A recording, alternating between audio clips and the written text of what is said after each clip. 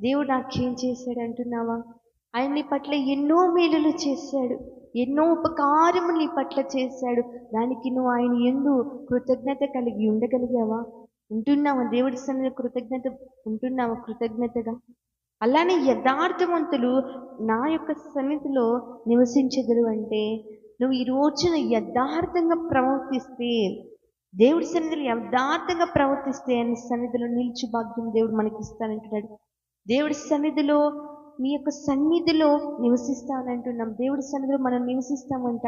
ఈ రోజున యథార్థవంతుల కోసం ఆయన ఒక కనుదృష్టి లోకమంతా సంచరిస్తుంది. తెలుసా నీకు? ఈరోజు నువ్వు యథార్థంగా ప్రవర్తించగలుగుతున్నావా?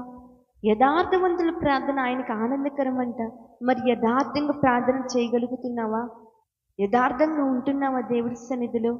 ఈ రోజున నువ్వు యథార్థంగా ఉన్నట్లయితే నువ్వు దేవుడి